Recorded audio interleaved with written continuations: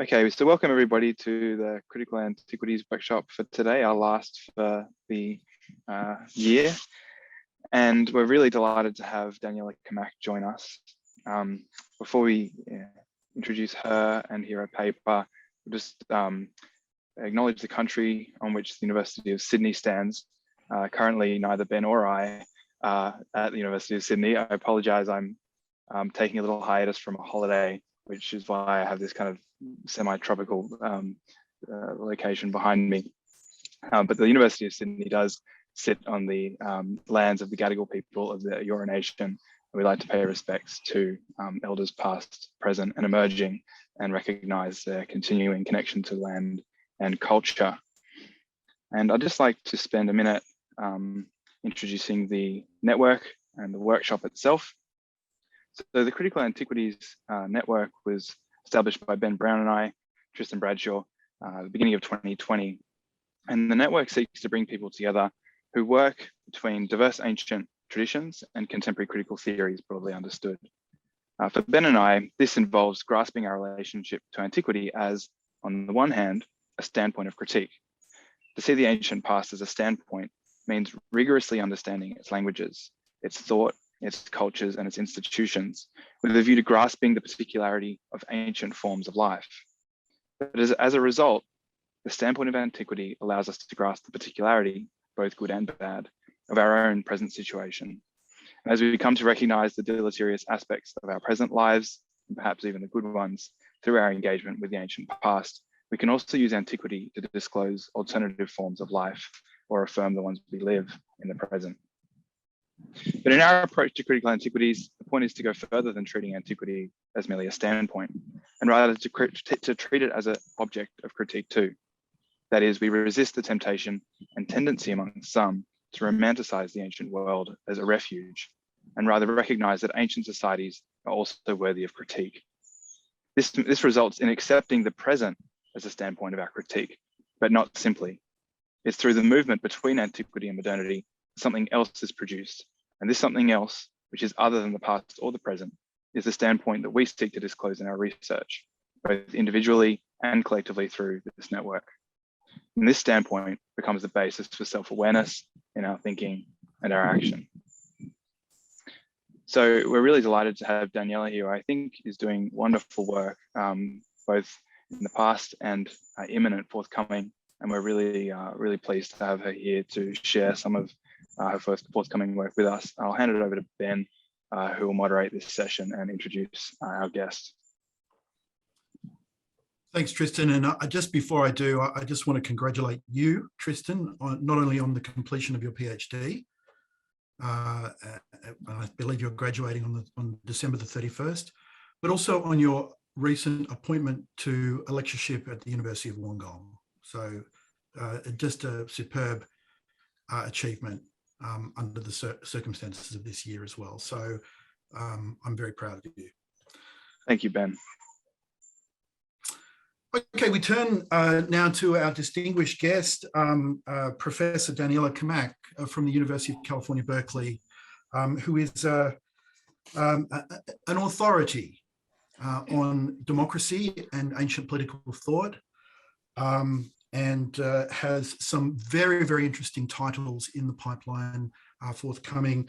One, a very interesting book, Demos, How the People Ruled Athens, which I'm really looking forward to when it comes out, and also A Short History of Democracy, also with Princeton University Press as well.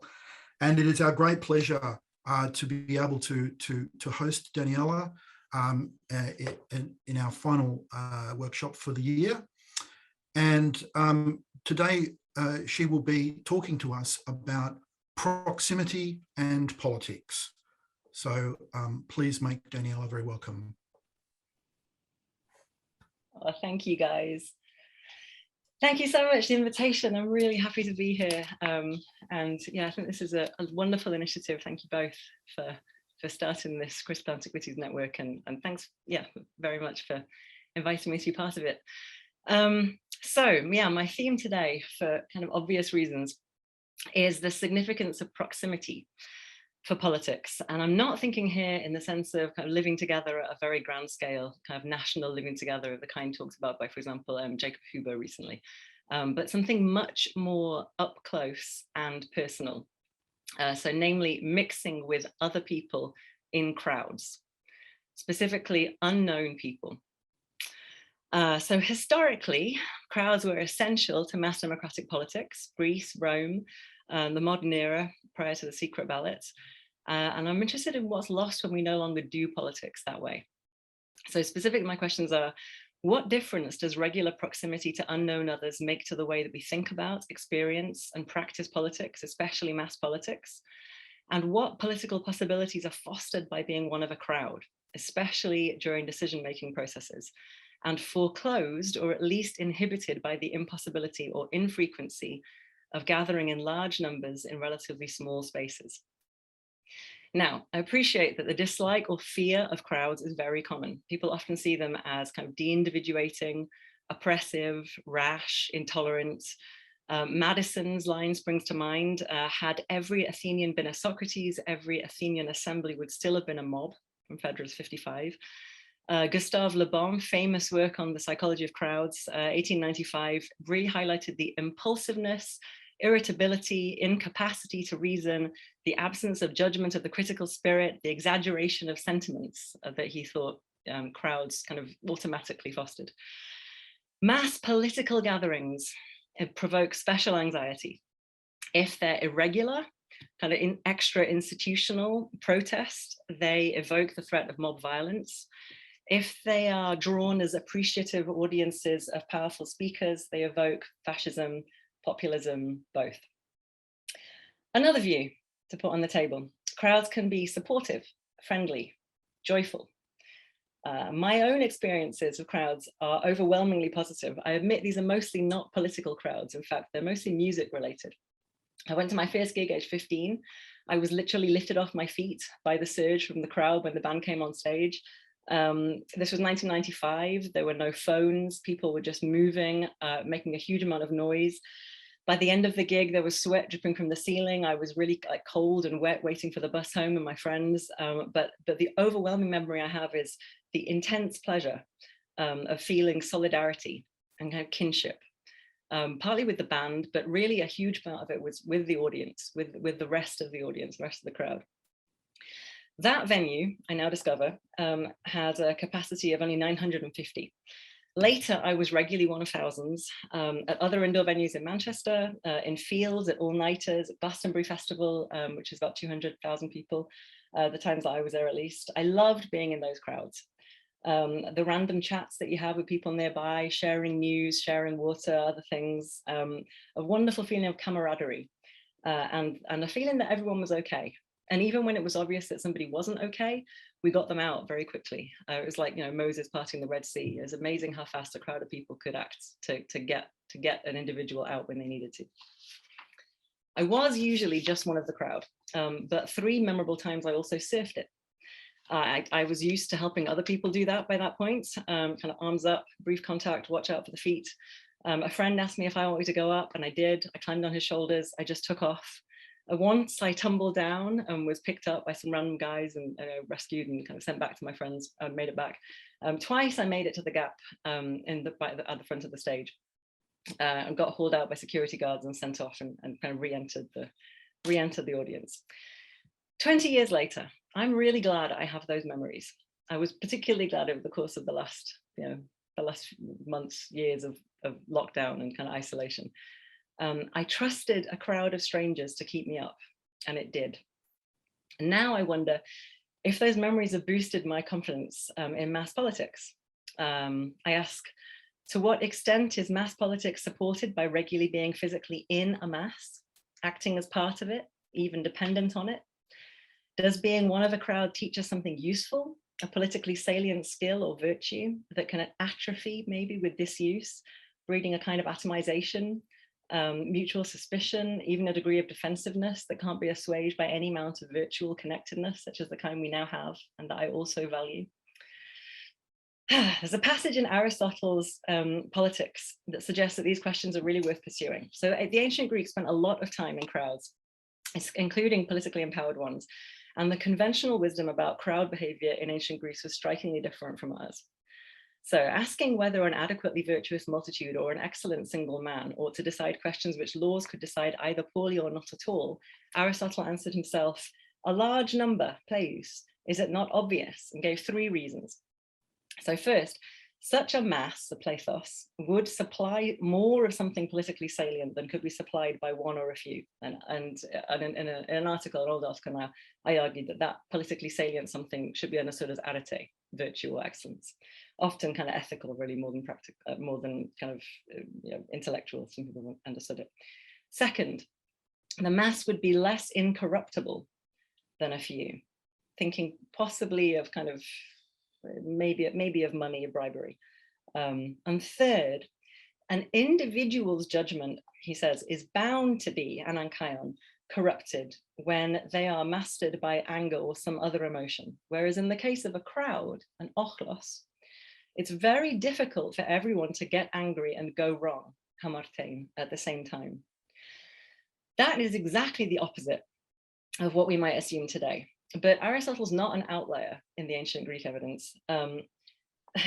So democracies are typically said to be more merciful than oligarchies. Oligarchies are often described as kind of tauter or kind of tighter in their operation, and that's usually offered as actually as a criticism of democracy, not as praise.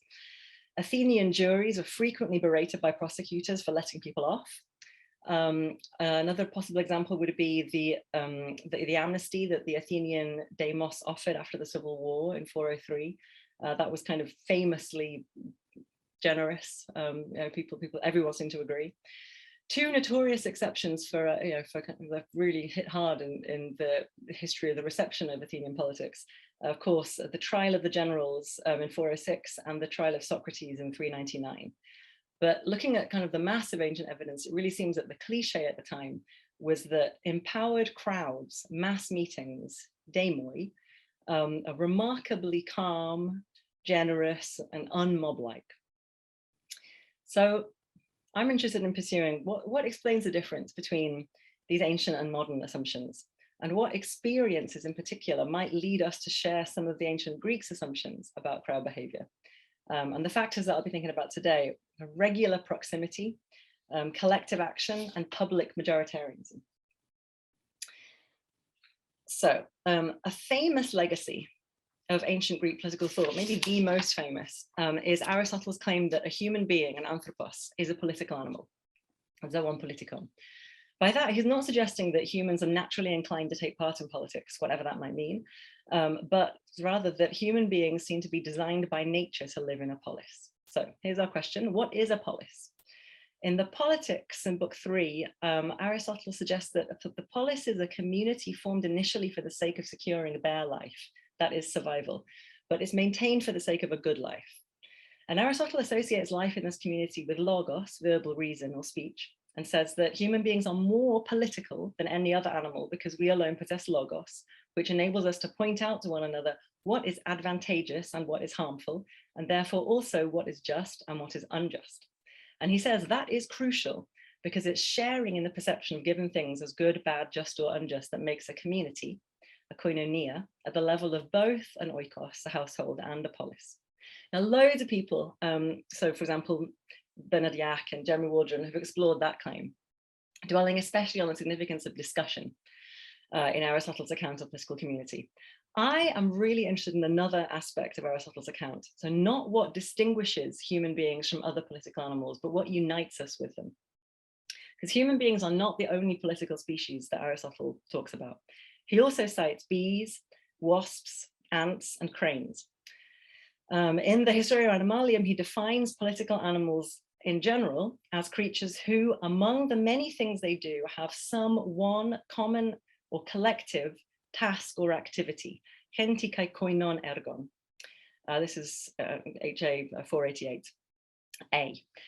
So political species are political because, unlike other species, including other highly sociable, gregarious ones, they engage in collective action.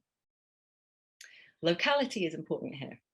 We don't, according to Aristotle, by nature engage in collective action with all the other members of our species, but only with members of our immediate communities, those sufficiently large that through concerted action, we can foster not only our survival, not the survival, but also the flourishing of all or at least most members of our communities. And Aristotle is pretty explicit that individual flourishing in a political species depends on collective activity. He offers an analogy between the polis and the individuals who comprise it with the whole and the parts of the body. When the body is destroyed, the foot or the hand will not exist except in an equivocal sense, he says, as when one speaks of a sculptured stone hand as a hand. It's not really a hand, since it can't perform the functions of a hand. And all things, Aristotle says, are defined according to their function and capacity. In the same way, the polis, thinking of the community defined by collective action, is prior by nature to individuals. He says, if each individual when separate is not self-sufficient, he must be related to the whole polis as other parts are to their whole. So, in other words, individual members of the community depend on the community for their functioning, both to provide them with the means of life and activity and to provide the context in which their individual activities and thus personalities can be most fully developed. So Aristotle's argument is that by nature, human beings form life-sustaining and life-enhancing communities defined by collective activity. I'm going to argue that proximity to others when deciding what actions to undertake collectively helps us to act together successfully. In previous work, I've discussed Aristotle's account of the moral support that acting with others provides, leading us to do more and do it better, by aggregating and amplifying practical virtues such as courage, justice, self-control, and common sense. Now I'm thinking about another aspect of collective action. This is the way that proximity to unknown others affects our perceptions of the feasibility of potential cooperative actions at the planning stage, leading us all, including outvoted minorities, I'll be paying a lot of attention to that, leading us all to think we can do this and thus mutually commit to acting. Essentially, I aim to illuminate the phenomenology of collective action from the perspective of participants.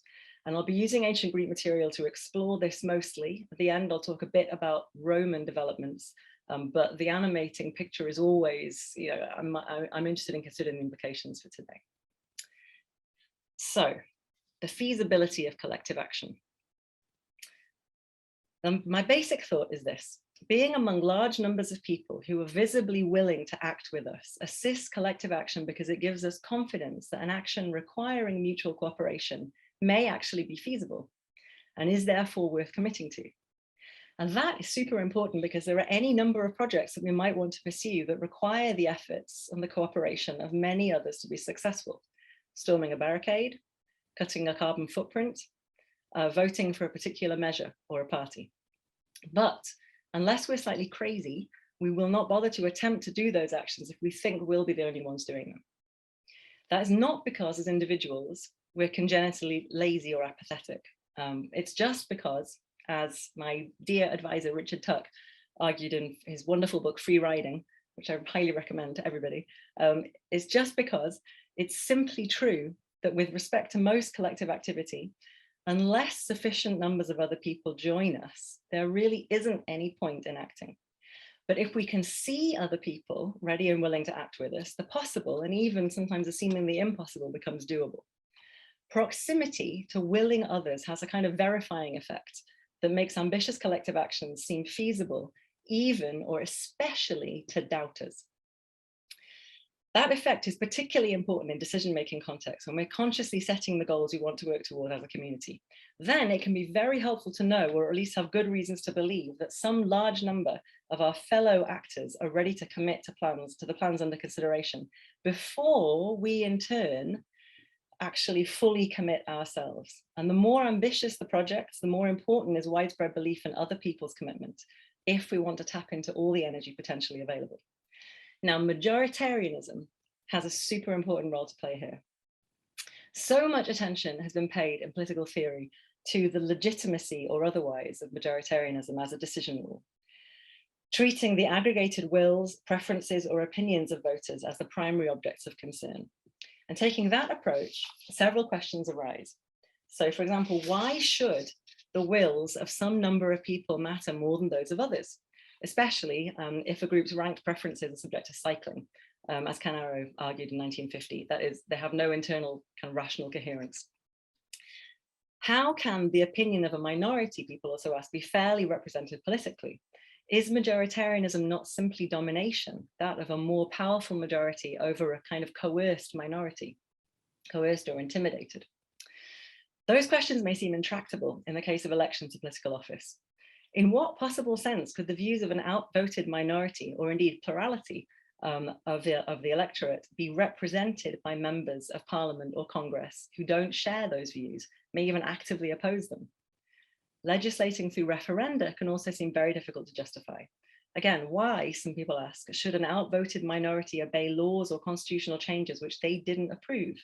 Isn't this a case of just might makes right? Now, Stephanie Novak has noted that the fact that the minority so often accepts the decision of the majority remains a real mystery for the sociologist and social psychologist. One explanation of the minority's so-called submission, the term that's usually used, looks to the succession of votes. The losers may win next time. But as Novak observes, that explanation is insufficient, since minorities also comply in so-called one-shot games, one-off votes. Supplementary hypotheses in political science look to the force of precedent, to conformism, or to the belief in the intrinsic legitimacy of majority rule. Novak writes, assuming the last to be the case, one needs to investigate the origins of this belief. Is it grounded in the conviction that the majority is physically more powerful? Does the minority think that the majority is right? Does the minority comply because it thinks that majority rule is egalitarian, or because it believes that majority equals democracy? Novak and others are surely right that the use of majoritarianism today is a result of several factors, including convention and the impression of legitimacy to which that gives rise, even absent other considerations. Nonetheless, both majoritarianism in general and the acquiescence of minorities in particular are, I think, easily explained under at least one condition. That condition is when a group is deciding not what opinion it collectively prefers, but what course of action it will imminently, collectively undertake, under the common assumption that the group will in any event be continuing to work together in the immediate future. This potent rationale for majoritarianism emerges if we begin from the use of voting in determining collective actions in which the decision-making group themselves would be expected to be involved as agents. So here we're thinking of voters not so much as people who maybe deserve a say because they're going to be affected by an outcome and are therefore being asked to legitimize it. I think thinking in terms of legitimacy is not the right way to go here at all. We should think of them instead as co-actors who it makes sense to check in with because they're the ones who are going to be performing the agreed action. Majoritarianism in that context looks valuable less as a process for arriving at legitimately binding decisions and much more valuable as a useful opportunity to signal one's commitments to co-actors and to assess their level of commitment in turn. And especially if you can do this in a way that invites the dubious to join in after all. Succinctly, my position is, my suggestion is that majoritarianism makes sense for all participants, including outvoted minorities, when voters are choosing actions in which they expect a priori to cooperate. Since that condition is not always met today, the choice of majoritarianism as a decision rule may well appear to be shrouded in mystery. But in ancient Greece, which supplies the earliest evidence of majoritarianism, discussed in Fleig's wonderful book, 2014, St. Croix, phenomenal book, 1972, by Melissa Schwartzberg, also in 2013. In ancient Greece, the above collective action condition was nearly always met, making the attractiveness of majoritarianism to practitioners quite easy to understand. My argument, kind of, just in the next kind of 10-15 minutes, will be something like this in brief. The expectation of collective action was preeminently, although not exclusively, preeminently but not exclusively collective military action, was the premise on which ancient Greek politics was based. Majoritarianism among fellow actors was a valuable way of ascertaining the level of commitment to a proposed course of action, and therefore something about its likely success before adopting it. and physical proximity to fellow actors during the decision-making process, both people who might agree and people who might disagree, was an important element in settling unanimously on a plan and collaborating in its execution. Mutual visibility, I think, was a really important ingredient of solidarity, and therefore a super important ingredient in successful collective action.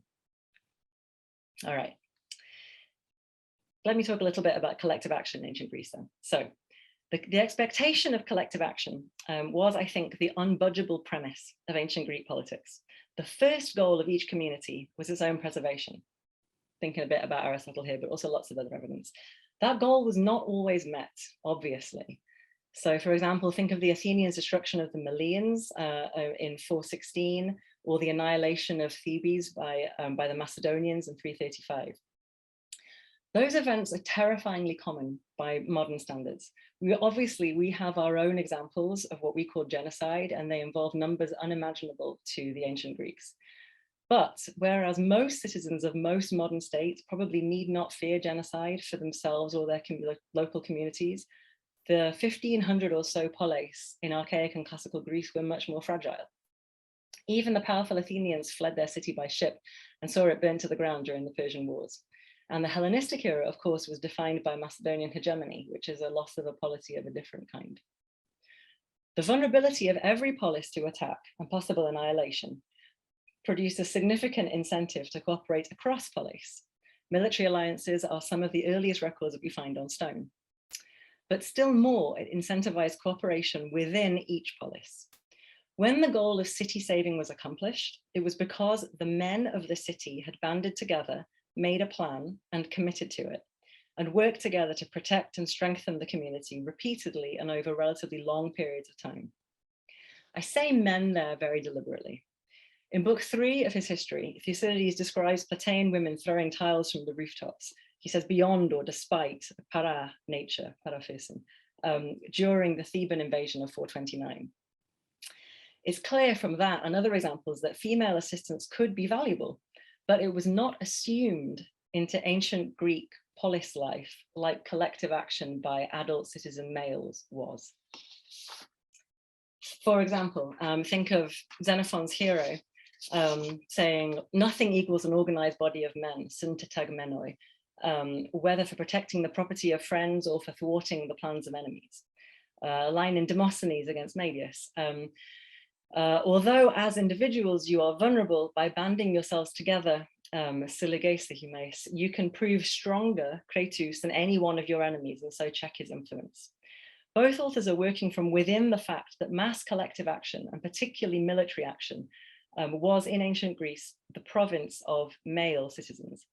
And that in itself, I think, adequately explains some of the political exclusions, or maybe all the political exclusions for which ancient Greek polities are notorious. So slaves, foreigners, women, and minors were not and could not be, for reasons both dishonorable and partly honorable, I think, to our eyes. They could not be believed to be adequately reliable co-actors when it came to saving the polis, up to and including risking their lives in battle. So they didn't take part in determining the actions to which the mass of adult men would have to be committed. Now it's clear from Aristotle that mass meetings were in fact understood as places where attendees were deciding their own actions, their own affairs. Both ancient Greek assembly-goers and judges, he says, decided immediate and specific issues as opposed to general laws. But Aristotle argued that assembly-goers' issues were more mutual, koinoteron. In the courts, the outcome always concerned others' interests, but in the assembly, he says, this is quoting, the decider, Hokrites, decides on his own affairs, perioikeon. Decision-making about things within one's own power, ephemon, is also how Aristotle interprets tobuleosai, deliberation or coming to a decision, which is associated throughout all the ancient Greek sources with assemblies. Some issues were, some issues for deliberation were idea, i.e. within the power of each individual to decide, kind of personal. Others were koinon or politikon. In other words, they required coordination at the level of the polis. They required collective decision-making and action. And they seem to have found, certainly Aristotle, but many others also seem to have found it quite easy to tell which was which in terms of these different kinds of decisions. So Aristotle says, the most important subjects about which all men deliberate, and advisors speak publicly are 5 in number: public finance, war and peace, defense of the land, imports and exports, and legislation. That's from the Rhetoric. Xenophon talking about the Athenian assembly, well, Socrates and Glaucon talking about the Athenian assembly, notably excludes legislation. I'm going to write something about that in the context of Rousseau at some point. Yeah, Xenophon's topics are public income and expenditure, relative naval and military strength, defense of the land, silver mines, and grain supplies. Military considerations are at play in most, if not all, of those topics. So Aristotle argued forcefully that the polis was could not be considered only as a military association. And he cited Sparta and other places, Crete, also seemingly the Macedonians, as examples of communities that suffer from the kind of distortions that occur when military virtue, arete polemicae, becomes the sole focus of a community's energies. But the ancient Greek polis was certainly never less than a military association. Solidarity among adult male fighters was therefore essential to successful polis life. It wasn't inconceivable that individuals might go it alone, choosing something like Albert Hirschman's exit over voice. For example, see in Acharnians, Aristophanes' Acharnians, Dicaeopolis brokering his personal peace with the Spartans. So not inconceivable, but it was comic. The conventional view is something much more like in one of Aesop's fables. So that when the farmer's sons quarrel, they are like single sticks, each is easily broken, but when they're bundled together, they are unbreakable. Now, seems to me that in those circumstances, when you're presupposing collective action, joint action, majoritarianism makes excellent sense. If a given group of people is already committed to acting together, then they'll presumably want to discover the genuine levels of enthusiasm for rival plans prior to adopting and acting on one, since nobody is going to want to embark on a potentially demanding or dangerous action alongside other people who are fundamentally or even partly unwilling. The group will also likely value any device that could boost the enthusiasm of all co-actors, perhaps especially those with doubts, for whatever plan is ultimately chosen, so as to maximize the entire group's efforts towards the goal. More than any other decision rule, majoritarianism accomplishes those goals. If all co-actors are given a free and equal vote, then the breadth of commitment to rival plans can be ascertained before settling on one. Of course, a proposal's popularity is no guarantee of success. The ancient Greeks knew that perfectly well. But it's plausible to suppose that any proposal supported by relatively few people, but which nonetheless depends on the full-hearted collaboration of the rest, would be even less likely to succeed than one that most people are ready and willing to try. Intending to pursue a majority-favored plan therefore makes really good sense, I think, before a vote. It makes even better sense after a vote, especially if the vote is in public, with all the voters present in the same place, visible to one another. Those in the majority could be expected to be still more committed to the more popular plan of action, having seen that it had the support of more others and thus looked more feasible, while those in the outvoted minority could also be expected to be more committed to the popular plan than they initially had been, for the exact same reason. They'd seen that the plan had more supporters and thus had a greater chance of success. Majoritarianism is actually a uniquely attractive device for determining collective action, since it stiffens the resolve of the already committed and reassures the uncertain that their participation will be supported. Other decision rules are all variations on minority rule, and they all depend on extrinsic factors to induce the dubious, the unconvinced, to collaborate. For example, the relative weakness or lack of coordination of the many, respect for convention, the awe or fear of the decision makers, and fear of possible force or sanctions.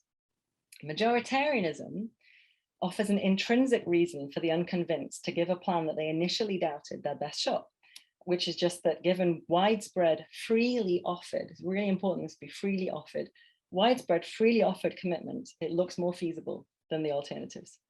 The result more often than not is that participants exit the decision-making process with a unanimous commitment to pursue the majority favored plan. Any subsequent collective action is therefore put on the most solidaristic possible basis. Now that reasoning applies to collectively acting groups at any size, the farmer's three sons upwards. And Schwartzberg, Mr. Schwartzberg, notices that majoritarianism does appear very early in small group contexts among the ancient Greeks. For example, the 7 Persian noblemen discussed in Herodotus in Book 3. Aristotle too emphasizes that majority rule is used in all regimes. It's not distinctively democratic. Oligarchs use it too. In every regime, he says, the majority, the plethos, is authoritative, kurion, that is the majority of the decision-making group. The difference between oligarchy and democracy, according to Aristotle, was really the size and the form of the decision-making group, not the use of majoritarianism. That's used everywhere and presumably for exactly the same reasons. The fact that you can use it to maintain solidarity, leading to successful joint action by the decision makers. But majoritarianism among co-actors looks especially valuable in mass military settings. There's an obvious reason for this. Sheer numbers really were key to ancient Greek fighting. So the Greek defeat of the Persians is a famous exception, but the normal course of things is suggested by Thucydides' Pericles, 287. For the most part, the greater number and best provided is the victor, to kratos estin. And often there wasn't that much difference in equipment until kind of Macedonian siege engines and so on, at least. So really, it was having a lot of numbers on your side was much more crucial. In that context, it's very attractive to shore up the commitment of your fighters before going ahead. If most lack the appetite to fight, then it seems there'd be no point pursuing military action. It's very hard to make people fight. You might need a kind of personal army of like mercenaries in the way that some tyrants had, or advanced military technology to make that work. Possibly if the population is deeply submissive, kind of culturally accustomed to obeying their commander, it might work, but that's very unlikely if actually your major source of kind of military power is the mass of adult men themselves, and they know it. So if most would-be fighters are genuinely willing, as revealed by a free vote, it makes good enough sense to go ahead and fight. Probably not otherwise. This is maybe especially the case if the entire body of fighters is present when asked to give their view, or if there's good reasons to believe that those asked are a reasonable, kind of good enough indicator of the mood beyond the immediate assembly. In other words, if you can assume that the people giving their view are kind of representative enough of other similarly situated necessary men, the people who are going to be acting, co-acting. Now, strictly speaking, that kind of public reveal of enthusiasm does not have to mean a decisive vote. The first evidence we have for this kind of public reveal actually comes in Homer, in the Iliad in Book 2. So yeah, as you remember, there's this manipulative dream sent by Zeus to Agamemnon, and as a result, he decides to mount a fresh offensive. But rather than simply announce his decision to the mass troops that they're going to go ahead and fight again now, Agamemnon instead tells his council of kings that before arming the men, he will test them, perisomai, in speech. And he adds, as is customary, themis. Super interesting that it's already customary to be doing this kind of, I think of it as a public reveal of enthusiasm. Specifically, he will order the men, to flee with their many bench ships, while the other kings on all sides, in speech, restrain them. As it turns out, as we know, the troops are so delighted to hear the order to leave that it's only thanks to the interventions of Hera / Athena via the divinely inspired Odysseus that manages to prevent them from departing immediately. And of course, as you remember, Odysseus does this by reminding the kings of the task they're meant to be performing and beating the men of the Deimos into submission. So yeah, things very nearly get out of hand, but even though the text doesn't explain Agamemnon's reasoning, it's pretty clear what he'd hoped to have go on. So prior to arming his followers, Agamemnon wants to be sure of their commitment to military action. The mass is presented with two options. Each has advocates among the leading men. One side is urging leave, that's Agamemnon. The other side is urging remain, that's the other kings. The intent of the elite is very clear, it's to shore up the commitment to remain. That proves optimistic and events very nearly escape Agamemnon's control, As I said, it takes divine intervention to stay on track, but one can understand his impulse to pursue this kind of test. They can't make anyone fight. The whole premise of the Iliad, is of course Achilles' refusal to fight. So we know that from another context. So looking just at the ordinary mass of troops, they want something approximating a kind of a voluntary or near voluntary demonstration of commitment prior to proceeding. The greatest assurance of a commitment would be if the decision to act were the result of the men's own free will, of their own free choice. Agamemnon can't allow the genuine desires of the troops to be decisive, since that would mean an end to his rulership and also that they would immediately depart. A public test with the odds stacked in favor of Agamemnon's own preferred plan is therefore the next best thing. And in the end, as I said, as we know, things do go Agamemnon's way. The men with divine assistance are brought back into the meeting place. Their urge to leave is dissipated through being projected onto the scapegoat, Thucydides, and subsequently disavowed, since the mass actually prefers to identify with the powerful aggressor Odysseus rather than with the bawling victim of Odysseus' aggression. Their enthusiasm is rekindled by Odysseus' galvanizing speech, and then they do indeed all recommit to battle, and the war is eventually won. Nonetheless, as that sketch shows, there are real disadvantages to that kind of test. It relies on the kings to adequately control and galvanize the people, but they're shown to be initially helpless in the face of the troops' enthusiasm to go. If one can let go of the need for Agamemnon to rule, make it instead a genuine question to the crowd, shall we stay or shall we go? Then admittedly the risks are greater. You might not get the answer that many people were hoping for, some people were hoping for, but the rewards are also potentially greater, which is that you'll be doing the thing that most people actually want to do and is more likely to turn out well. We see another glimmer of this reasoning in the Spartan Rhetor. 7th century or so maybe, describing the political roles of the kings, elders, men of the demos, and the demos, i.e. the assembly itself. The key line there, Kratos and Nike, superior power and victory, go with the plethos of the demos. Now that is a very striking double meaning there. Is the reference to the superior power and victory of the majority of the assembly over the minority in its midst?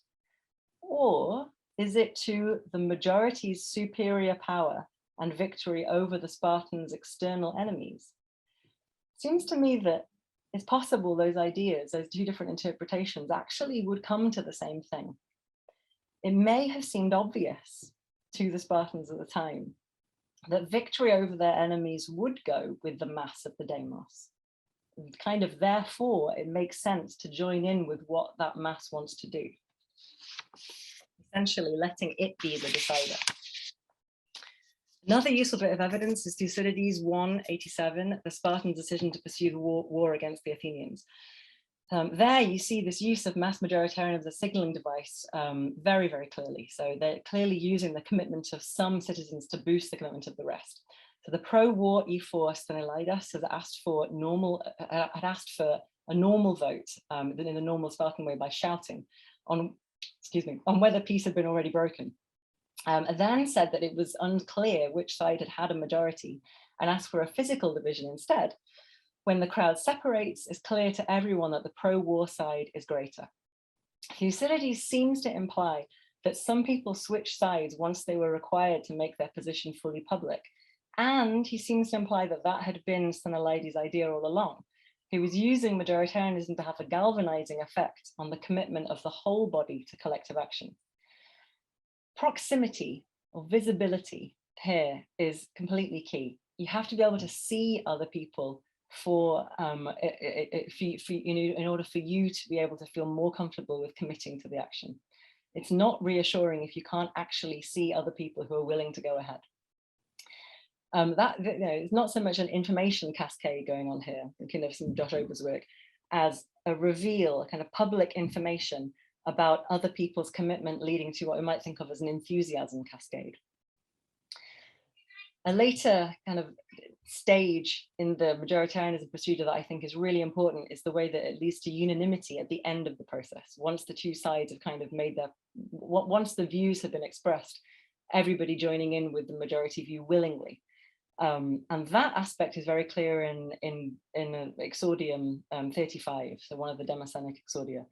The expectation that the honorable next step after having been outvoted would be to approve the agreed action and contribute to making it a success. So in this passage, the speaker is berating Athenian orators for denouncing decisions once made, and instead offers Sparta as a worthy model, saying, "For they say, men of Athens, that among the Spartans, each man airs any opinion he has until the question is put. But when the decision has been ratified, they all approve it and work together, even those who opposed it. Therefore, though few, they prevail over many, and by actions well timed, they get what they cannot get by war. Nor does any occasion or means of effecting what is to their own advantage escape them." Translated by DeWitt, that was. So notably there, the speaker evidently fully expects that the majority of the Athenian audience will approve of this advocacy of unanimous approval of a course of action supported by the majority in order to foster successful collective action. This is posed as an appeal to an assembly. Now, there is some evidence that success in action followed this kind of procedure. Not only in Sparta, I've been using a lot of Spartan evidence, but also Athens. So Herodotus 578, for example, after Cleisthenes' reforms, the Athenians waxed strong and proved, not in one respect only, but in all, that isegorie is a good thing. Evidence for this is the fact that while they were under tyrannical rulers, the Athenians were no better in war than any of their neighbors, yet once they got rid of their tyrants, they were by far the best of all. This then shows that while they were oppressed, they were, as men working for a master, cowardly, but when they were freed, each one was eager to achieve for himself. Herodotus there is very confident that there's a connection between everybody having a voice in a decision, working for themselves, and then successfully working together. Now, this kind of ask the audience approach, you kind of ask the mass of co-actors, it's obviously not an infallible solution to the problem of collective action. How do we make it work? Even in democracies which voted themselves into battle and chose their own generals to be governed, to be commanded by on the battlefield, even democracies had experience of people throwing away their shields and leaving battlefields. For example, see the Athenian rule about not being allowed to speak in the assembly if you'd thrown away your shield in battle. But surely, no doubt, it was easier for citizens in democracies to feel more confident of one another's commitment and enthusiasm, having seen for themselves the enthusiasm and commitment of other people in the planning stage itself, in the decision-making stage. Again, that's not, of course, sufficient for success. Think of the Athenian Sicilian expedition. Loads of excitement in the assembly and total disaster unfolds. But if a collective action is to be successful, surely the enthusiasm and commitment of the actors is necessary to it. And kind of a kind of a closing of negative example, filling out this argument. Think of assembly women, lines 746 to 384. The first man is ready to give his goods to the common store in line with the law that has been decreed by Praxagora and the women in the assembly. The second man is much more skeptical. It's not exactly that he disagrees with the law, although he obviously does, he obviously disapproves of it. The argument that he actually offers is much more interesting. He says, first of all, to himself, that he wants to see how things go, i.e. he wants to see how other people are acting. And then he kind of sticks with this line of like, what is visible, what is perceptible, that line of thought in his conversation with the first man. So here quoting, so first man, don't you propose taking what belongs to you to the common stock? Second man, I'll take good care I don't until I see what the majority are doing. It's Edo there, until I see what the majority plethos are doing. And actually the Greek is hotobouleotai, what the majority is deciding, kind of what the majority really has deliberated, I mean, or is deliberating, but yeah, what decision it's making. First man, there's but one opinion, namely to contribute every single thing one has. Second man, I'm waiting to see it before I believe that. Al-idon epithomen. So the key point here is that the second man is skeptical because he hasn't yet had any visible assurance that other people will be acting alongside him. Seeing other people's commitment at the planning stage might not have solved that problem altogether. As he later says, I know these people, they put their hands up quick, but then they disown the result, they disown the decree. But presumably it would have helped. All right, so now a few thoughts to conclude. Bringing in the Romans, bringing in some modern preoccupations. I'm sorry the Romans got left out at the last minute. I have loads of material. I have enough. I'm two articles I'm going to be writing quite soon on it, but yeah, never mind. So what have I argued so far? I have argued that in ancient Greece, public mass majoritarianism, i.e. decision-making by the majority vote of random crowds, crowds of co-actors, helped to maximize the whole community's investment in their subsequent collective actions. It worked, by which I mean most importantly, that the outvoted minority, who would have been essential fellow actors, had good reasons to be content with the chosen plan. It worked at least in part because the process itself gave participants information about whether the proposed action was feasible, given the level of support among the people who would be doing it.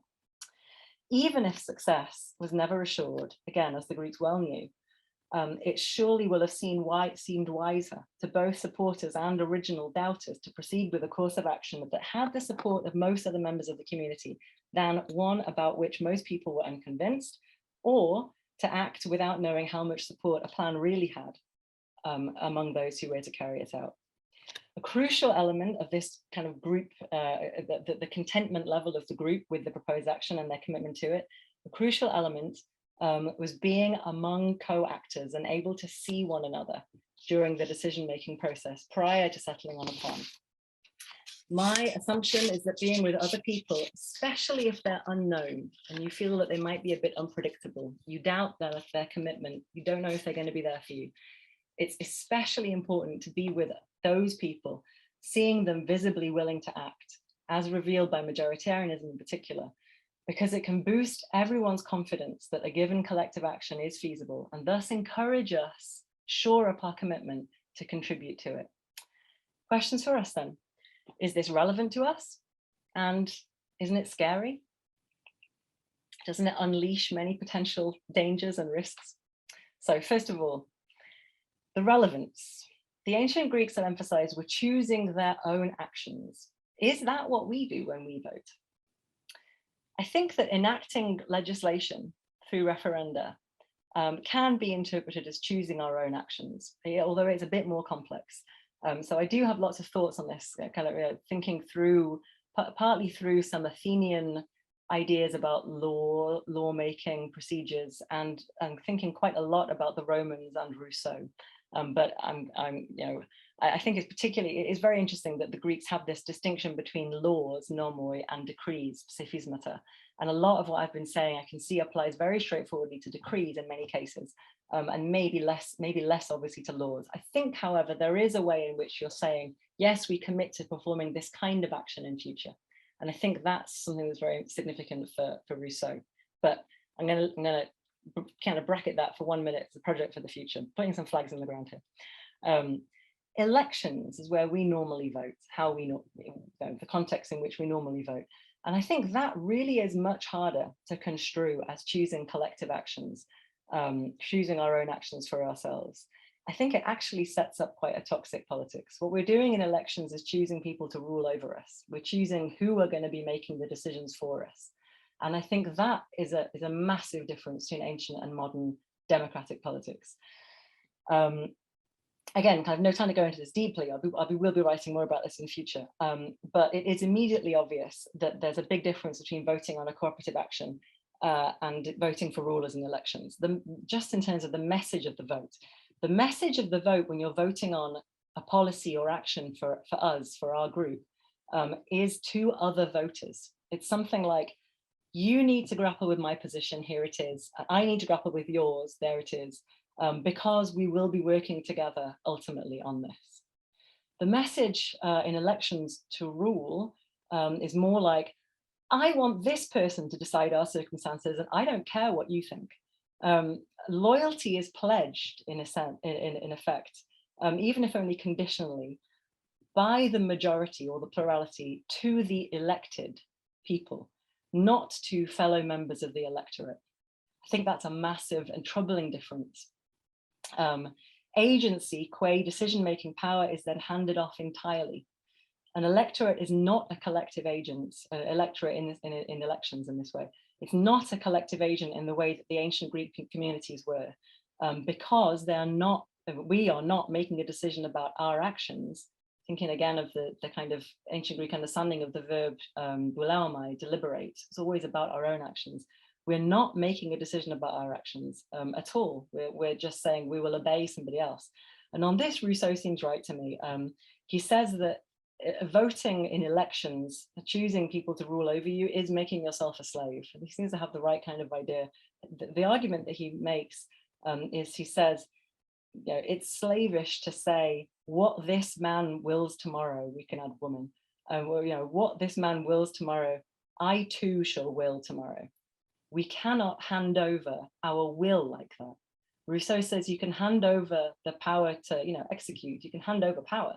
You can hand over that kind of right to command, but you can't hand over your will. And I think there's something very deep and important about that.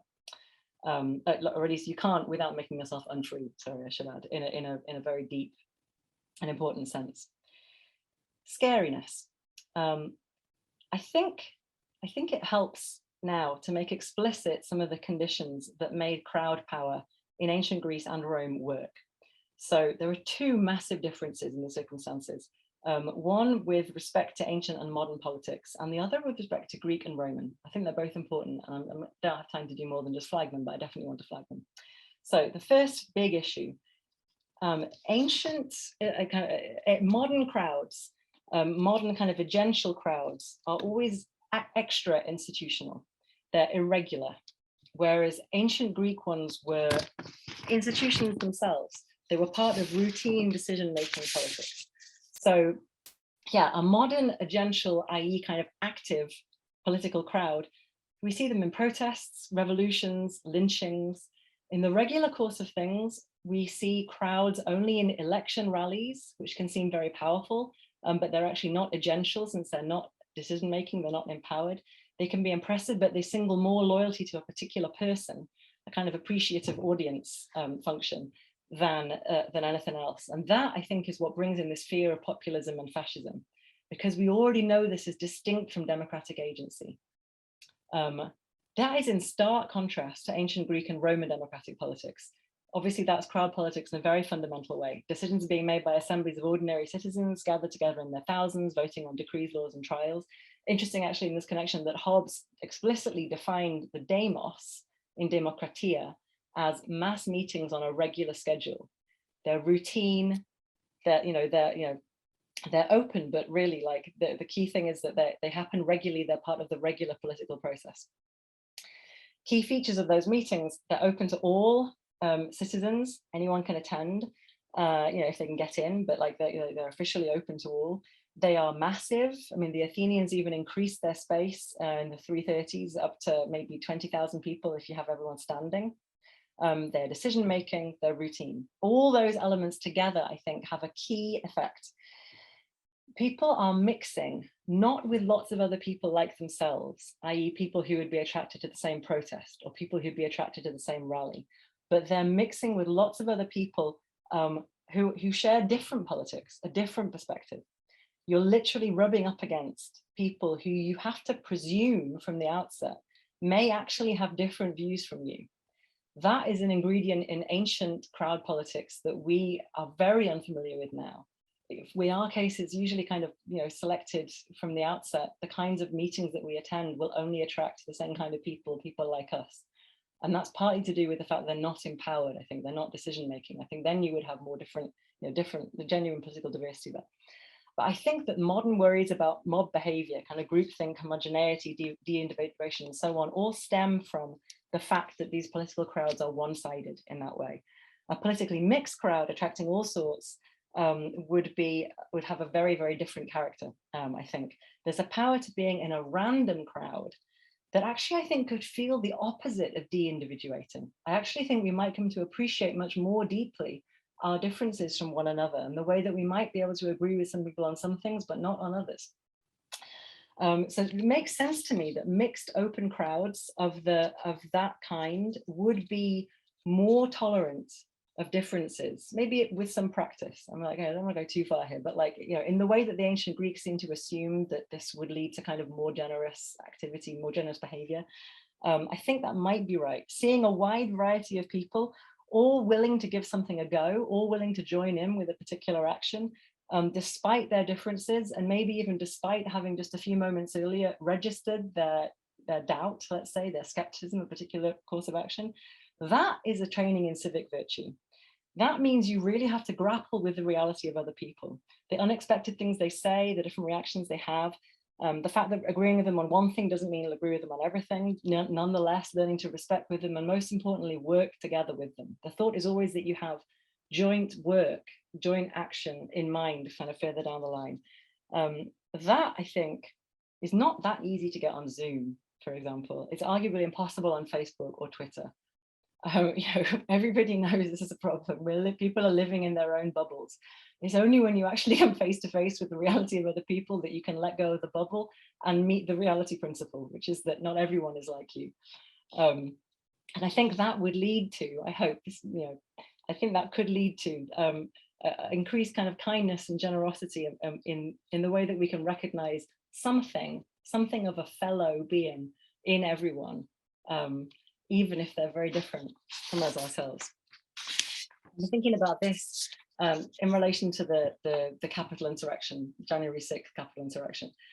I think that proximity to unknown and different other people would have provided a very useful reality principle for some of those people. I have no doubt that many of them really did believe that actually, like, the whole election was a farce, was a charade. If they'd been able to see the numbers of people that voted for Biden, truly see that they existed and that they themselves were in a minority, I think it wouldn't have been so easy for them to continue with their own kind of fantasy projection, staying in their own bubble. They might well have accepted the result, or at least some of them. So the thought for me is, I don't want to be too scared of the idea of giving crowds of ordinary people a bigger decision-making role in our politics. And I would suggest, we could start with local government, using local assemblies, kind of no small scale, no need really to elect people to local councils. That's a very oligarchical way of doing things on the ancient Greek perspective. But start small and see what happens. Meeting other people and committing to joint action could be very healthy for us. The second thing that I want to say, I know I'm going a little bit long. I'm going to say it anyway. It's only a few more thoughts. One more thought, really. The second thing is the difference between Greek and Roman politics that I think is exceptionally important. This question is, who calls the crowd to its regular meetings? Who convenes the crowd? Is it the crowd itself that convenes the crowd, or is it someone else, an elected official, for example? My feeling is that it's incredibly important that the crowd convenes itself, that assemblies retain convening power for their future meetings, that is not handed over to any elected official, any official, elected or not. So this is a really striking difference between ancient Greek democracies and Roman republican practice. All over ancient Greece, the right to convene the assembly, i.e. the right to bring disparate individuals together into a politically empowered mass with the right to make policy decisions and law, stayed in the hands of assemblies themselves in democracies. In Athens, obviously, we know the best. There's a lot of, it's very interesting. It doesn't seem to have been this so kind of tightly policed in the 5th century, but in the 4th century, the agenda is set by the council. The council officially calls the meeting, but it is written in we see in the constitution of the Athenians that the assembly will meet 4 times every 40 days. The council is instructed to call the assembly to meet. The assembly is in charge of its own meeting schedule. As Hobbes said, the demos is constituted by these regularly scheduled meetings. And if the demos is not so constituted, the thought is there is no demos and therefore no democratia. It's the routine meeting that's important. The case is very different at Rome. The Roman people did not have the power to convene itself as a politically empowered assembly. That power was in the hands of its officials, a consul, a senator, or a tribune. The tribunes are particularly interesting because they were, according to Livy, actually created by a mass gathering of the plebs, in the secessions of the plebs, essentially mass strikes. And then, the story is, to get them to cooperate again, the Senate struck a deal. The plebs would get their own representatives. They would get their own tribunes to protect their interests. And one key power that the tribunes had that helped them to do that, the key power, was the power to call the crowd, either to act later as a legislative or judicial assembly, or to act as a mob, essentially, to offer assistance if a tribune or if a plebeian was being physically harmed. The unfortunate, I think, toxic result of that is that Roman politics is dominated by tribunes and others who are powerful because they could summon the crowd. But the crowd has no power to act independently, nor could they demand to hold votes unless the tribunes allowed it. Here I'm thinking of the Gracchi, obvious reasons, the way that tribunes could veto one another. Essentially, the tribunes are each saying, I stand for the crowd and I say the crowd wants this, and the other says, nope, I stand for the crowd and I say the crowd wants that. And the crowd itself is never given the opportunity to just hold a vote and show where the majority lies. That became a huge block in Roman politics, that veto power, because it's standing in the name of the crowd without ever getting to turn to the audience, ask the audience, well, actually, who does have the majority here? Like that's the way you break that gridlock.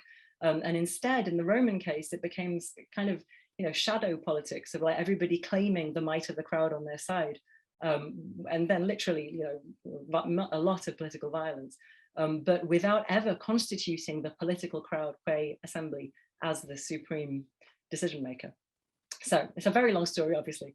But in my view, that kind of logic, that kind of system contributed directly to the end of the Roman Republic, because in the end, the public grievances had nowhere to go but via the tribunes and other officials. And that gave overwhelming power to the officials rather than the people. That's the politics we've inherited. If you look at the kind of modern political structure, that's what we do. We play out our disagreements through particular individuals who we have apparently given power to. I mean, who we have handed over our will to them. So, to conclude, I think crowd power is a crucial and underestimated aspect of mass politics, especially mass democratic politics, perhaps especially in times of crisis, i.e. when we need to set ourselves ambitious plans and projects requiring maximal collective support. But we have to beware of the power to convene the crowd. We shouldn't hand it over to particular individuals, even if we feel they are representative of us in some way, because that frequently blocks the possibility of having ourselves actually be asked what we want. The thought to consider is that the fear of crowds that we see in the modern political era and the specter of fascism and populism that hangs over us arises because of the power of the one who can call the crowd and therefore command it. I think democratia looks quite different. There, the power to convene the crowd is never handed over to any individual official, but stays with the mass of the assembly itself. And I find that to be actually a much less frightening prospect. So my final thought, better for us if we can to try to build crowd power, and that is do mass in-person politics, try and build that into our regular political processes, than to try and kind of, in quotation marks, do mass politics via elected officials, even if we feel they're good representatives. Speaking for a crowd, kind of telling it what it can do, I think has an inevitably kind of inexorable logic leading to populism, as distinct from democracy.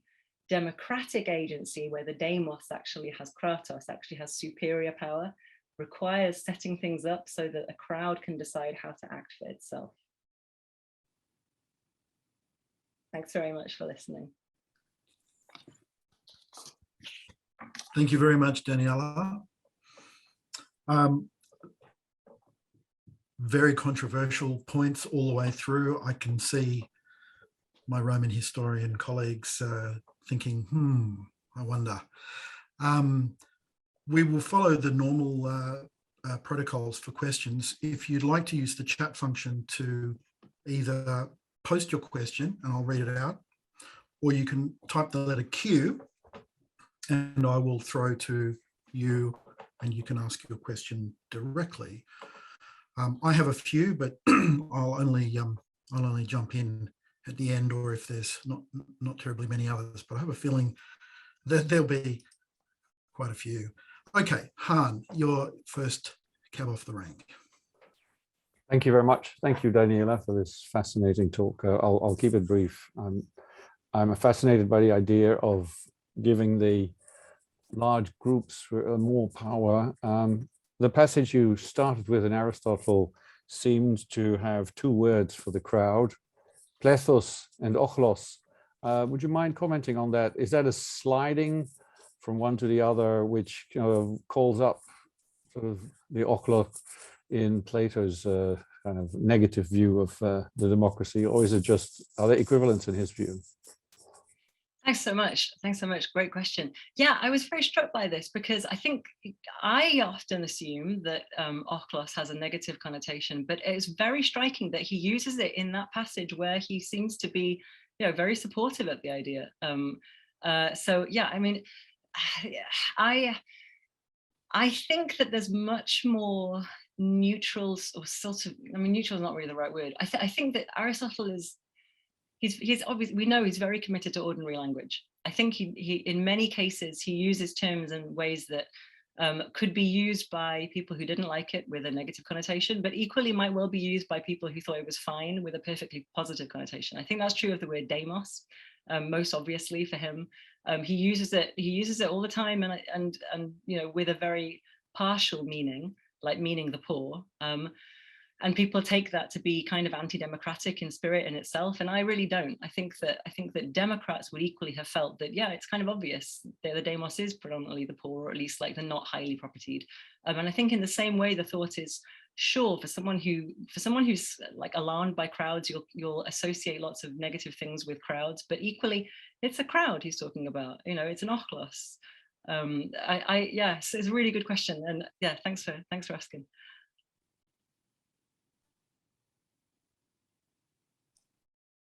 Yeah, I think ochlos is linked to ochelmai, isn't it? It means something to like agitation or movement. I think it's got something to do with that. Ochlos. Amelia, you're next. Thanks so much. That was fantastic. I mean, and interesting on so many levels. I think that I really like the comparison with the music festival, and I wonder if there is something to that idea that also Greeks in general were comfortable in crowds because they had a tradition of gathering in crowds for athletics and music and dance and all kinds of performances, all kinds of theoria, right? Long before democratic politics even existed in some ways. So I wonder about, if there's a way you could, tie it in more closely to the dramatic tradition and the athletic tradition. The idea of gathering in a mass and watching, and also somehow approving or disapproving, right, of what the result is, of what the performance is. Because I'm interested, especially in Corinth and Syracuse, in other cities too, and what this would mean for the application of mass politics to those cities. Thank you so much. Great. Yeah, I think they definitely, of course, they spent so much time in crowds, and of course, yeah, drama, music, athletics, none of all those scenarios mean that when they're in a crowd, in a political crowd, or I think maybe really significantly in a military crowd, when they're drawn up kind of en masse in order to fight or to train, I think that they wouldn't have necessarily felt like, man, this is terrifying. But I really would want to be very careful with the distinction between a crowd gathered principally as spectators, kind of consumers of something, even if they're judging it. I mean, they're always judging it, of course. And a crowd gathered to actually decide an action. Because I think that while the, let's say, large-scale festivals and so on, they're definitely activities of the polis. They're part of communal life, and I think they give great training in kind of thinking about community and different modes of community that will all be very, mutually supportive. The thing that I think seems frightening to us is the thought that you would give that kind of crowd political power. I mean, decision-making power. So I think what's interesting is that they knew they depended on one another militarily. you know, they knew they would have to be in crowds essentially, or in very large numbers for fighting purposes. They would be depending on one another in that way. And therefore it just kind of makes sense to be like, well, how are we going to determine the actions which we'll be taking en masse? Oh, well, you know, we can decide that. We're the ones doing them. I think especially as tribal. Sorry, especially since they're tribal. And I mean, I think of the Athenians in particular as being with the tribe at the assembly and on the battle line, right, where they line up by tribe in this very regimented, regularized order. And they might have even had tribal, wedges in the theater too. Possibly, yeah, possibly. Yeah, no, so I think they were quite careful about these different, they seem to really be deliberately or not fostering these kind of cross-cutting both cross-cutting sort of associations and cross-cutting activities that you know, really, I think will have made them feel the power of collective agency as just a very obvious and natural part of life in a way that we really don't feel it to be. I mean, I think we really don't have a strong feeling that like, oh, when we gather en masse, we're really powerful and that's a great thing because then we can do lots of stuff. Instead, we feel like, when people gather like en masse, there's something terrible is going to happen, unless it's like a revolution in the direction of democracy, when people then are like, isn't this incredible? There's like 10,000 people gathered in Tahrir Square, like this isn't, you know, this is amazing. But then the regular political process is that you dissolve that, you disperse it. The crowd is only registered as a power at those moments of revolution. And like, you know, I'm all for that, that's great. But what I think is that power should also be harnessed and become part of routine politics in a way that it was kind of, you know, for the Greeks and for the Romans. I mean, like, you know, they, sorry, I more questions. The comforting kind of thing where you have to be neighbors with the people the next day as well. Yes, yeah, I think the thought has to be, we're gonna be in this together for some time, or at least into the foreseeable future. So we kind of have to make the best of it in a way that we are not forced to. I think I can see there's various questions though, so thank you very much for that. Give you over to the other question, but anyway, thank you. James. I've been trying to figure out how to focus this because I've got loads to say. I want to ask what the first concert was that you went to when you were 15. Can you have a very quick answer to that? It was Echo Belly. Little known indie band. Manchester's finest. Actually, they were from London. It was very bad. I wish they'd been from Manchester. They weren't. But yeah, I went to lots of other Mancunian bands. But no, Echo Belly. They're great. I remember the first song played. It had a great first line.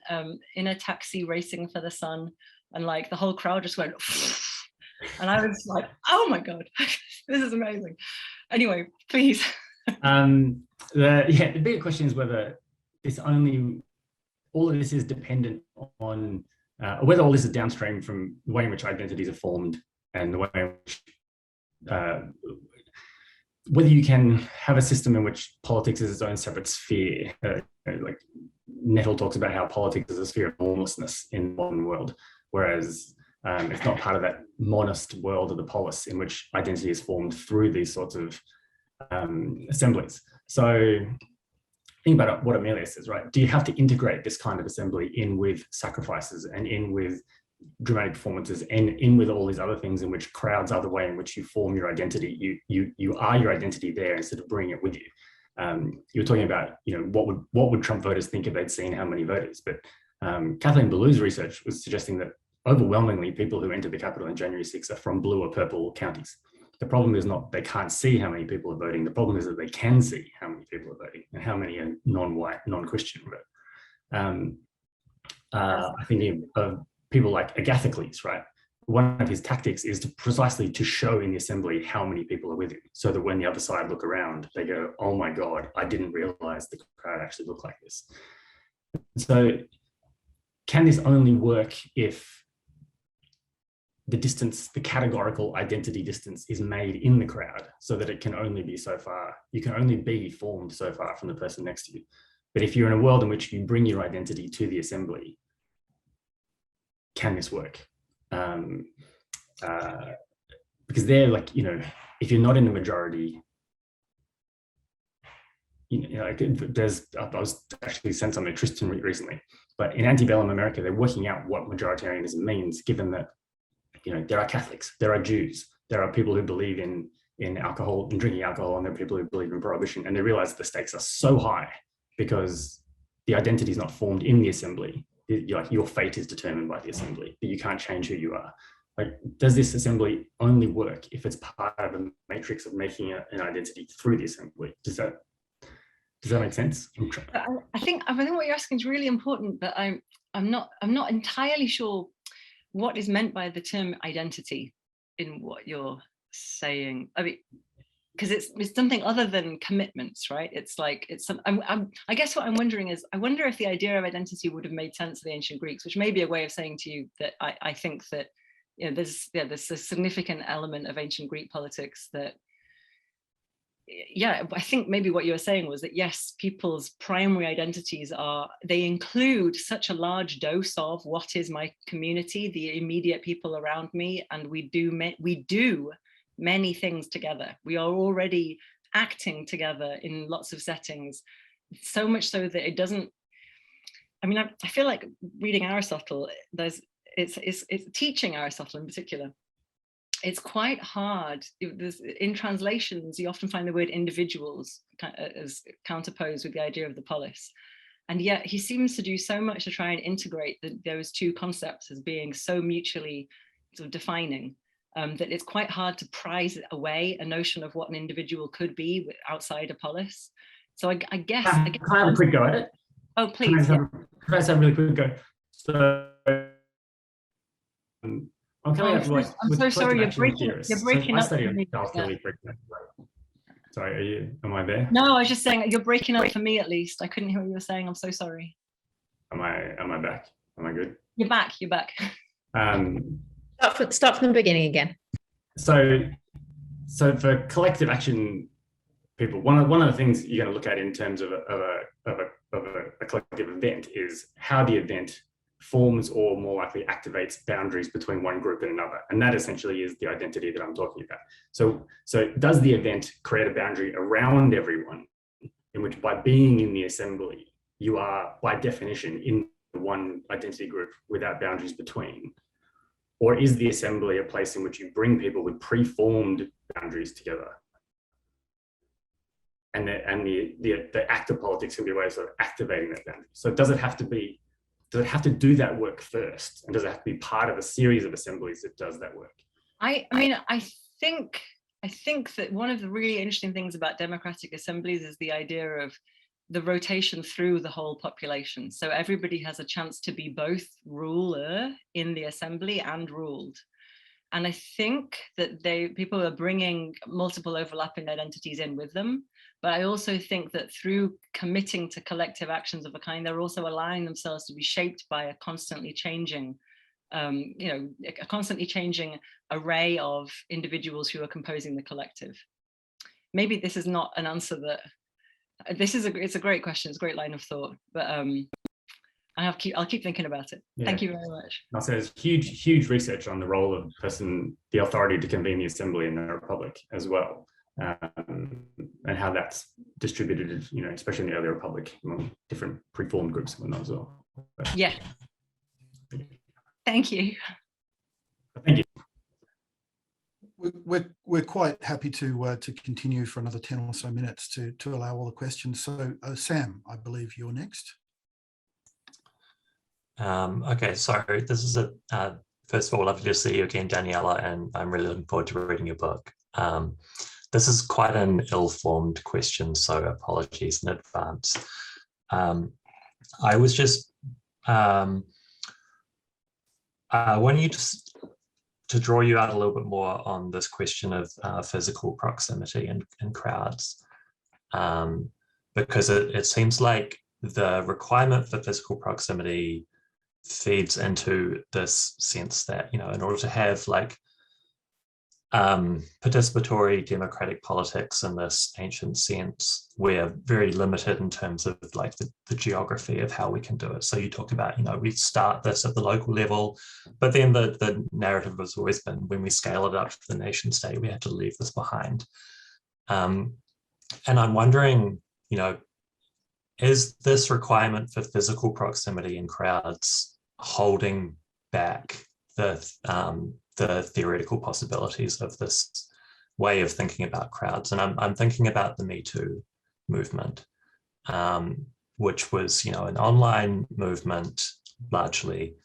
And yet it did have this sense of, when it was happening, of being surrounded, of having these interventions coming at you from all around. So I'm just wondering if you could say a little bit more about that, why it is that this physical proximity matters so much. Thank you so much, Sam. Great question. I mean, it's interesting. I didn't have that feeling about the Me Too movement because I'm not online very much. And I guess that's part of what I'm thinking about. Like, these opportunities where whether you like it or not, you're going to hear people. Because you're all there in the same place, and they may do and say unexpected things. Like, it was true that if you're in certain bits of the internet, I guess that may have felt like being surrounded, but it's a very self-selecting thing, maybe, or at least there could and should be opportunities, I think, for me to grapple with, say, people who, I was thinking, I mentioned before the recording started to Amy that I've been thinking a bit about obviously climate crisis in general, but also particularly wildfire. And that is actually something that, you suddenly realize there are things I share with people in my locality that I don't, that are important for us. Like, there's an us there that's purely geographical. I mean, if there's a fire on our hill, like we have to do something about it. How are we going to act? How are we going to coordinate? Kind of also looking a bit more broadly in the whole East Bay area, the whole Bay Area. And like, I think it's easy to forget that while there are, you're not wrong about the Me Too movement. It was extremely powerful. It was extremely important. And yet there are also things that I think there are ways that we have to act collectively at a local scale on some stuff, for example, that in a way that really brings home that, you can't, not everything is happening online. There are things that you can't necessarily coordinate very easily with, and there are ways that you have things in common with people that you don't know, you may disagree with, who live very close to you, but that on some actions you would need to coordinate, and kind of how are you going to do that? So I guess I'm thinking kind of at the other end. I would never deny that there are lots of important and interesting ways that you can feel like, hey, there's an important avalanche happening. People's views are being changed about something. But in terms of action, it seems to me that, joint action is always going to involve people actually being in the same place at the same time to do a thing. And there will be times when, especially meeting crises, where you really like, oh, it's actually us lot, like a relatively small number of people kind of in this together. And so I'm kind of toying with it, that end of things seems to me like a place where you'd start thinking, yeah, in our immediate vicinity, there are these people with like, these issues, i.e. we have these issues together jointly, and we need to think about what our actions will be to meet them. And for that, I think we just lack a huge amount of practice. I mean, it's kind of incredible to me that we have a very, very complex global mode of organization, and like nation scale modes of organization.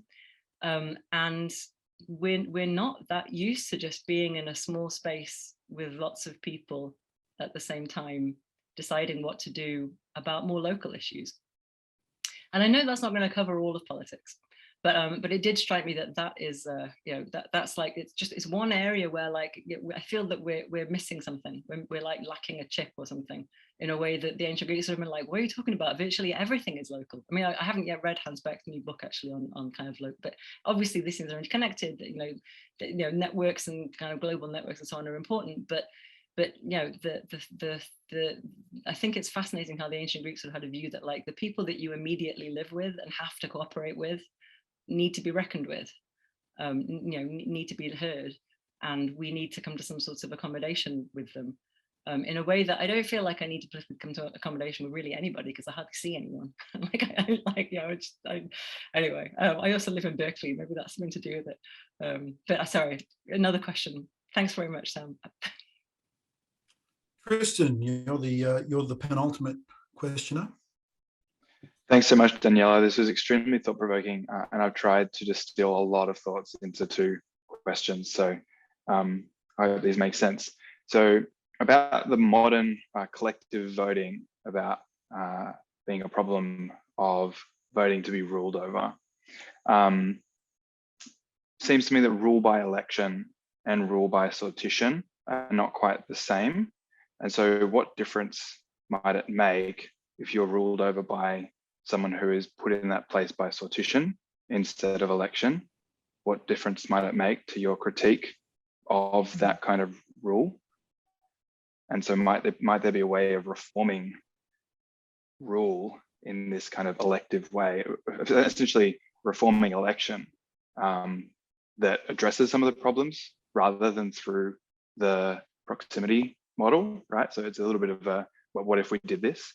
Mm-hmm. The second question is, but about election, say we stick with the election model, electing people to rule over us, is its weakness for collectivity, its problem for collectivity, a problem of not understanding the process by which that activity is a kind of collectivity?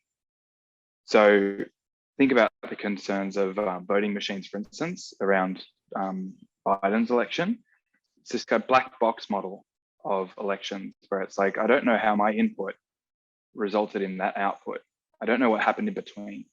And then there was all of that investigation into the voting machines and whether they were tampered with and all this stuff, right? What if you could understand that process differently and you understood it adequately?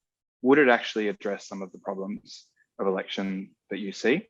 In other words, could you educate your way to collectivity? Super questions. Thank you so much. So yeah, sortative oligarchy instead of elective oligarchy. I guess what I think it would be better than people electioneering. Probably, I mean, you know, like I think election campaigns are like pretty toxic, even at the best of times. So I can imagine it being a kind of, you know, seemingly a more attractive model. But I still would feel that the point, the ultimate point is collective action. We will be performing actions and cooperating in what we're doing. And isn't there something just a little bit weird in thinking that the best we could possibly do is have you know, an oligarchy, like either elected or kind of randomized into that? I mean, I don't know. Maybe that's right. Maybe at least kind of in the foreseeable future, in the modern era, like that's the best we can do, in which case I would be very happy to have a randomly chosen Congress or, you know, members of parliament or something. But I would worry about the divorce from citizen agency, because then you have even less agency than you do when you're actually electing someone. At least then you can say, once every few years, I am a decider. And I think just saying, maybe in my lifetime, if I'm incredibly lucky, I would get to be a decider if I was, you know, if it was chosen for me by some random machine or algorithm or something. That is the biggest divorce of citizenship from, or like, you know, kind of political existence from agency that I can imagine. I mean, that's kind of really brutal. So, and I guess part of what I'm thinking is there is a huge amount of collective energy in large numbers of people gathering to make decisions and act together that can be unleashed. And maybe we need that, especially in a time if we're thinking that we need kind of ambitious politics.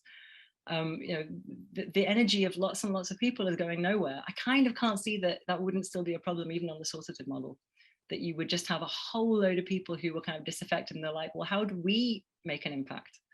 I mean, you know, I would be inclined to say you have to set up some kind of parallel structure and say, well, you know, we'll let people have people in their parliament, and what we need is some kind of people's operation. We'll call it something else. Like, you know, it's a fascinating. It strikes me as like a really, it's like a super depressing thought that there's, you know, that if the Greeks were onto something, you can unleash a lot of solidarity and cooperation this way. We're missing something, like, by just assuming that we can't have it. But I mean, you know, sorry, the second question, what was the second question? I didn't write it down, I'm so sorry. That's all right. Is the problem of election, the way that we do it now, I remember, that we don't understand how it works? Could you educate your way to a kind of collective understanding of voting?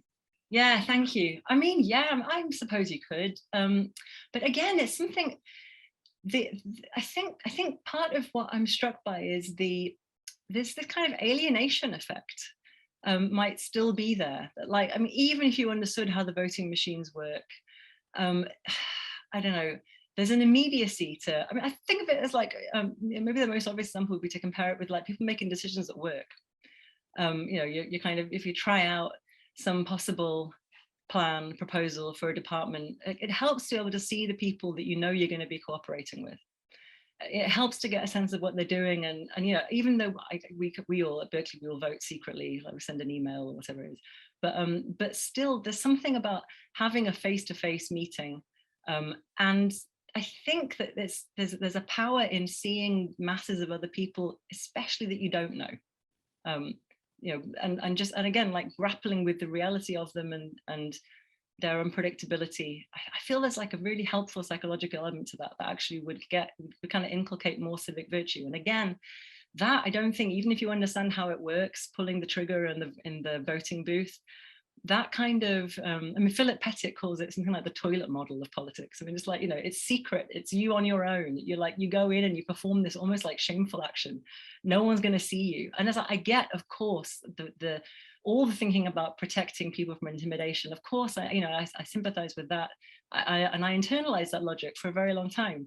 And I'm only now kind of playing with the idea of like, all right, well, what do you lose when you do it like that? When it's a secret ballot and a voting machine and you don't really know how the outcome happened. Even if I understood how the machine worked, I'd still like to see the co-actors who are voting either the same as me or differently from me, at least in some settings. I mean, I'm very struck that the Athenians used both secret ballot in the courts and open voting in the assembly. And I think that they may have been thinking in the courts, it's very, very important to protect against corruption and intimidation. And in the assembly, you don't actually want to forego the boost to collective enthusiasm and commitment that you get with open voting, even though open voting can lead to huge intimidation and scary stuff. I mean, you know, the two coups at the end of the 5th century, like they happen in the way they do because the assembly is open. So I think that what's so interesting is that after those coups, they didn't close the assembly and make it be secret ballot. Instead, they beefed up the power that they had in the courts to discipline politicians. That I find super interesting as a strategy, that there might be ways of combining openness and visibility with much more radical ways of keeping a grip, kind of you know, democratically keeping a grip on political elites. I mean, that's the subject of my book. So I'm getting like I'm mentally slightly left that, so now I'm moving on a bit, but I haven't actually finished the book yet, so I should not leave it too far behind me. Sorry, I know I'm talking a lot. I've forgotten to have the time up on here. I'm so sorry. But there was one more question.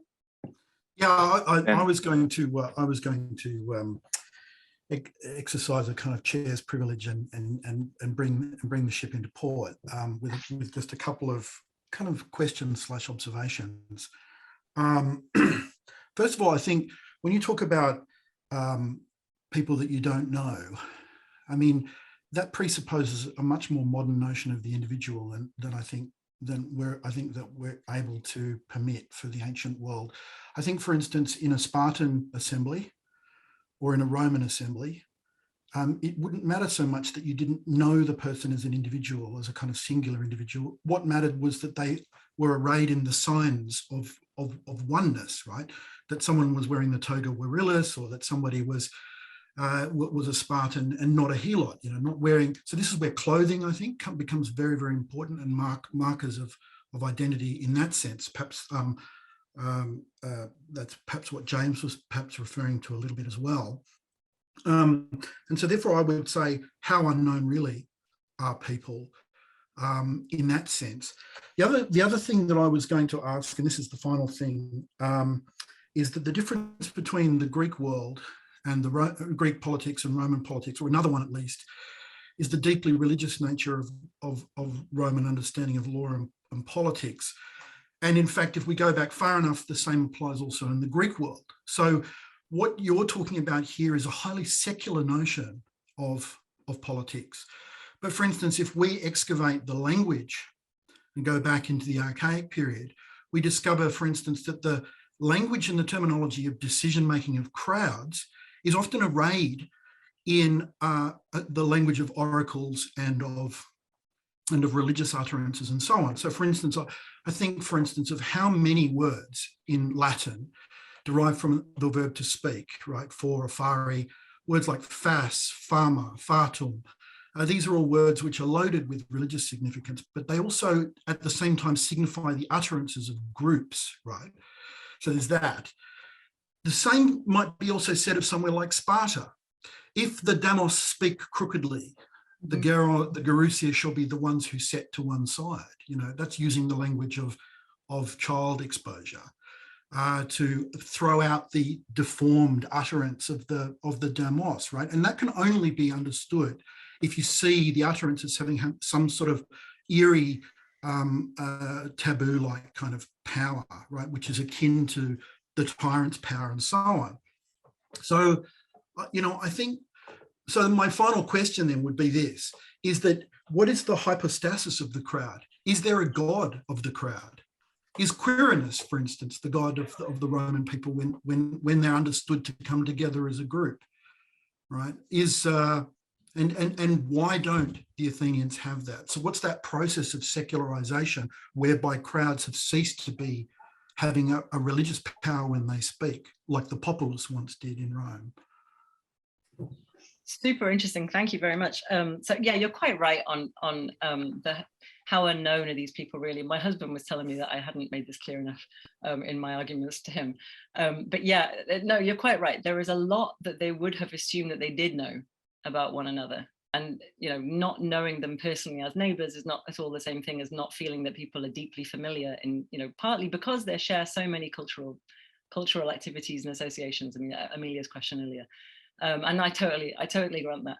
I mean, I do think that, like, when you get to really large numbers, I don't know, yeah, 6,000, 8,000, 13,000, 20,000, thinking of Athens, like, yes, I really, who knows? It's, obviously, we cannot tell what it would have been like, how the differences that might to us look fairly minimal, because we think, but you share a common culture, you do all these things together, you go to these plays and you have all your religious rites and you're basically all the same people.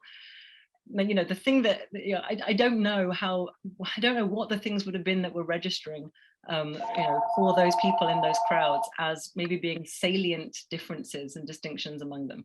I mean, certainly, I think we do know. Sorry, the phone's ringing. Oh dear. But yeah, we do know that they had massive political differences, and that is always uppermost in my mind. I think I take the kind of cultural and religious commonalities very seriously, but it's true that I'm attending mostly to the fact that we see huge political disagreement among Democrats and oligarchs, you know, for a start. I mean, you know, the kind of huge cleavage is what kind of political institutions are we going to have? How much power is the demos going to have? And that leads to, you know, massive instability, massive disagreement, civil war, massive stasis in so many places. And so that I guess there I'm thinking, that's the kind of difference that I'm thinking of. I mean, that, you know there are people in your polis who don't want you to have political power, and what are you going to do about it? Does that not make Athens then the exception to the rule across the Mediterranean, insofar as Aristotle says that the one thing that Cleisthenes did that was novel was he mixed up the population, right? Precisely in order to break all of those prior associations, in order to make them unknown to each other, so that a tribe was comprised of people who were unknown to one another. I think it's a super interesting feature of Athenian politics, but then I think, you know, there were 56, Robinson suggests 56 kind of classical democratii. You know, what's going on there? Like, they, you know, loads of them also had revolutions, like anti-democratic revolutions and so on, and they presumably also all had common cultural kind of things. I mean, so anyway, so I think you're absolutely right to say that, you know, how unknown are they really to one another, and yet I also think maybe not feeling trustworthy. I mean, maybe they didn't presuppose that all these people could be trusted. I think it might be a mistake to think of them as too much of a unity in that sense. Your second question on the religious aspect, yeah, super important. It's fascinating. The Roman case is quite different, and it's very striking that the Athenians, after the second coup, re-promulgate their body of laws, and heading it all with the thought of this is re-promulgation by the demos. And the language of the inscriptions as well, edoxeter demo, that's like as secular as you can possibly get. Like, it was deemed by the demos, or it seemed to the demos, same as it seemed to any other decision maker, a council or whatever. Yeah, demos being a divinity. Well, demokratia being a divinity later, yeah, eventually. I think the kind of hypothesizing you mentioned is an element, and it's a way of giving a cultural form to a political practice. But I don't see the evidence for kind of thinking that comes first. Like, I think that the practices are kind of real fights over power in a very fundamental way that's then maybe given a kind of religious modulation. But the fact that they called a ship Demokratia, for example, and they have the demos being crowned by Demokratia and so on. I wouldn't want to read too much into it, because I think it was so very obvious to them that it was the demos that was acting. It wasn't, I don't think they thought that they were kind of possessed by a divinity that was actually sort of harmonizing everything. So I don't think, I'm not suggesting that's what I thought you were saying exactly, but just, I think you're absolutely right to point out, to emphasize that there is a marked sort of secularization in Athenian democratic politics that you don't see in the Roman case in anything like the same way. I think it's fascinating that we have inherited the Roman, in many ways, I think we've inherited more of the Roman form of modulation, I'll use that word again, through the concept of use, which you don't find in the Greek setting. I mean, that the kind of mix of law and religion that I understand used to be kind of connoting is really a different thing from what I find even in Plato, who comes slightly closer on that school. But anyway, sorry. These are great. It's great food for thought. It's my fault for opening a can of worms so late in the session. Tristan, do you want to have that one last comment that you just very, very quickly? It's interesting that in the Rhetoric, Aristotle says that no science, whether theoretical, practical, or craft, poiesis, can deal with what's singular. So there's no single identity that can be treated by these things, but medicine and rhetoric, which is obviously important for the topic at hand, it deals with types of people. And so then the question is, what types, how many types of people are there? And that seems to be getting at the identity question that has interested a few people here. Well, look, we've taken up way too much of your time, Daniela, and so let's thank Daniela again for offering us such a great paper and taking questions. So thank you. Thank you all so much. It's such a pleasure. And that wraps up the Critical Antiquities Workshop for the year. So stay tuned, and we'll send out a flyer just after Christmas, I think, Tristan, probably early in the new year. February. With the schedule for semester 1 next year. So so stay tuned, and everybody have a wonderful summer and Christmas, and or winter, as the case may be, and we'll see you next year. Thanks, Daniela. Thank you all very, very much. And thanks to you two for running this show. Thanks very much, Tom. Solidarity. Yeah.